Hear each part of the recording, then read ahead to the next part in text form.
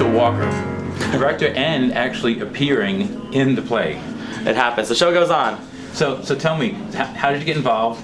How did you get to know Brett? And how long has it taken? Okay, so I mean, I'm a member of AK Studio Productions. I'm one of the executive producers, and I'm also a director. And this felt like a fun opportunity for me to spread my wings as a director and do something off-Broadway, especially something from the ground up, like really taking a real industrial piece and moving it towards a product.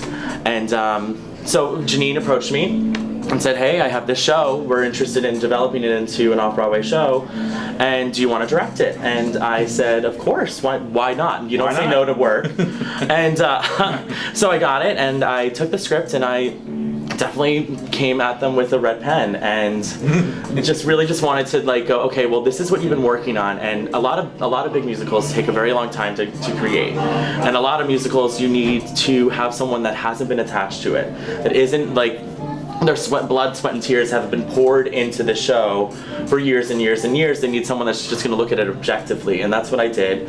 And luckily, you know, after the first initial shock of me cutting from 24 characters down to 9, and cutting it from being a 3-hour, almost completely sung through musical to being a 9-person at 1-act, hour and a half book musical with a brand new script. How long would it have been if you hadn't made the cuts? Oh, it was about 3 hours. Like, there's a DVD of it out there somewhere that will be fun to watch later after this has its life. But what I said to them is everything that you put into that version of it is making this version sweeter and stronger. You really get to cut the fat, get right down to the core, right down to exactly what we want to say. And this story is all about two troubled teens that are dealing with their past and dealing with the memories of what happened before, and trying to just move forward. Just how do you overcome something?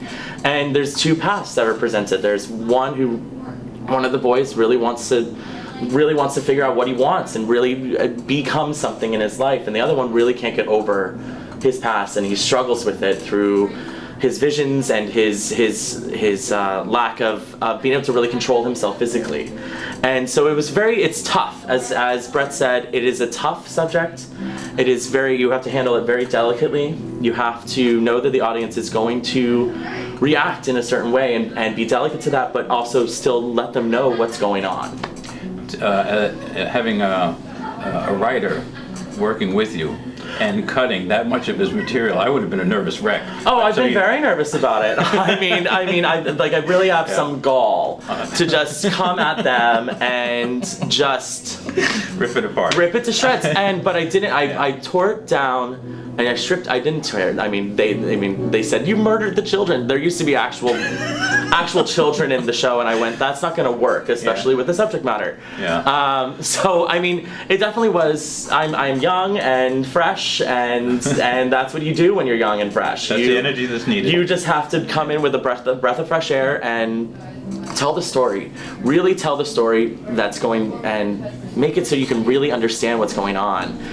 Sometimes a lot of writers get a little too into writing, and they need to strip it down. And I think we've really come up with a really great product that's really going to tell the story and really come clean. It's really about a presentation of coming clean with your thoughts and being open to the fact that you can come out and come home to a world that's ready to hear your story. All right, so listen, talk about hearing a story.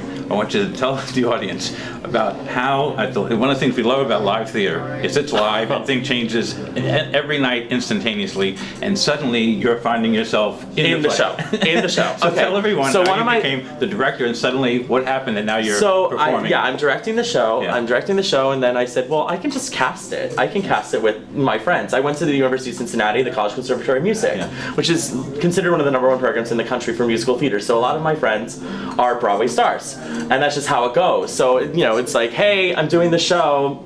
Between your show, you can do this for me. And when you cast really talented actors, there is the chance that they are going to book something that is an opportunity they can't turn down.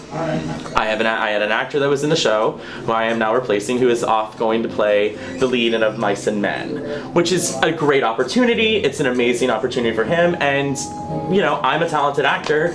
so I can do it, and that's just how it goes. Show goes on. It was yesterday, and it was in 2 days. Which part in Mice and Men?